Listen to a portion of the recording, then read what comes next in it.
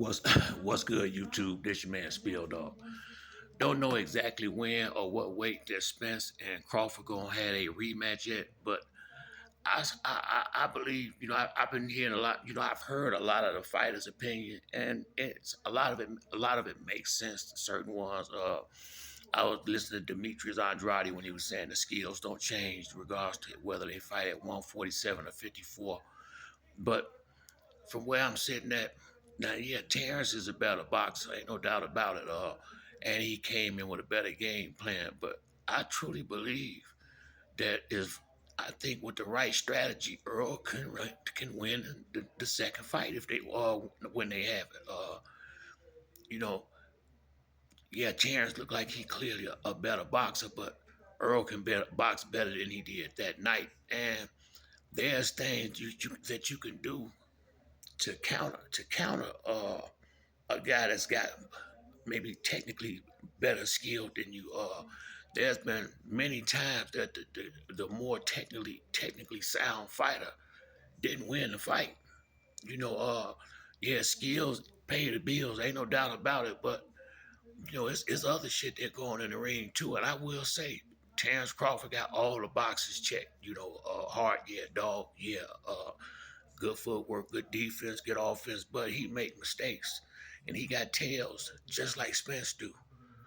But apparently Spence and his trainer did not respect Crawford enough to watch him fight as much as Crawford and his team apparently watched Earl fight. They took Earl serious as their Tommy Hearns, if they would Sugar Ray fight of their career, and they treated it like such. And you can tell he's been in preparation for years, getting ready for that moment. And Earl didn't look at the moment. Instead, I think he was looking past Terrence to some degree. I hate to say that, but I really believe at some degree he had somewhat looked past Terrence.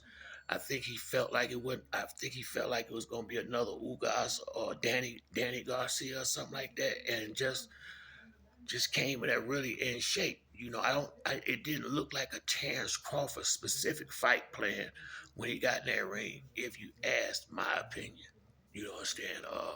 So I think with the proper game plan, proper strategy, and definitely conditioning.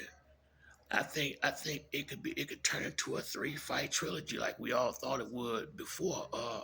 Once again, I've said this several times. Somebody had to lose the first fight. They didn't have a 2-3 fight deal set up because they thought one guy was just gonna come in there and sweep through all the fights. That wasn't but somebody had to lose, regardless to how the fuck it looked. Somebody had to lose. Whether it was a knockout, whether it was a close decision, whatever. At the end of the day, it's just one loss. And it's amazing how, with all the work that Spence did over his career, all the belts that he's accumulated, all the good fighters he's beaten, dominated, that he had one bad fight, and people want to basically sing the swan song and basically say it's all over for him. Like that one loss just diminished all the shit he did before that. And the good part about that for the people like me, that's a fan of boxing first, but a fan of Errol Spence as well. This should, to me, make him make up his mind for sure. What he finna do? Are you finna continue to fight, or are you gonna go in there just to get the money and lay down?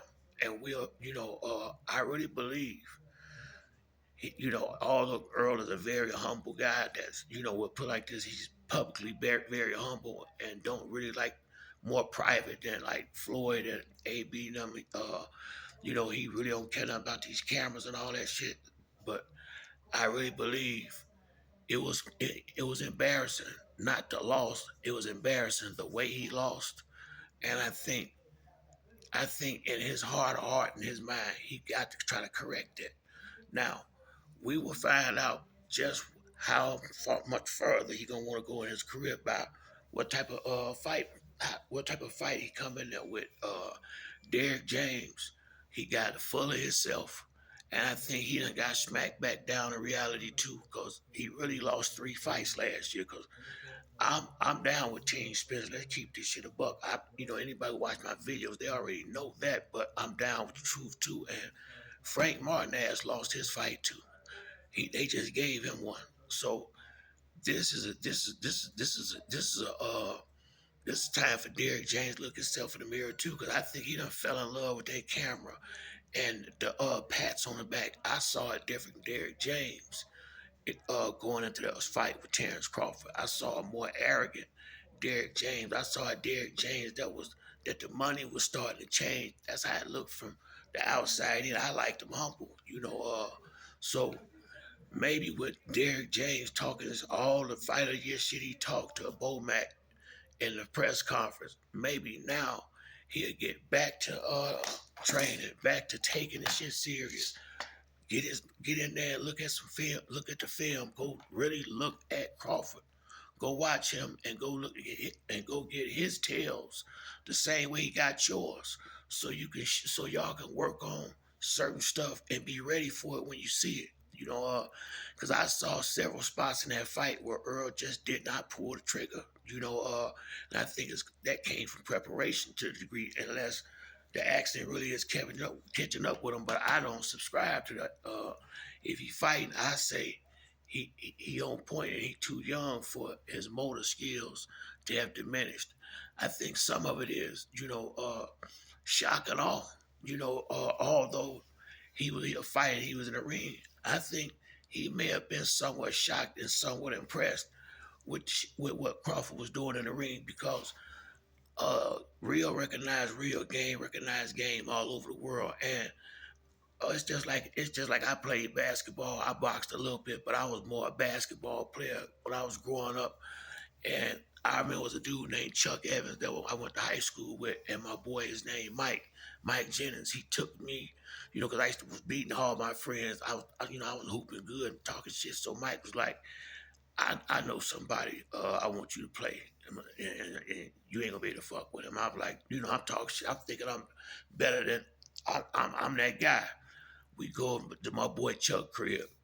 Chuck was left-handed. I think he ended up going to Old Dominion or something like that in college. I think he went to Old Dominion in Mississippi State. But me and Chuck went one-on-one, and he tore my ass up back there in that backyard. I mean, one-on-one. Don't get me wrong.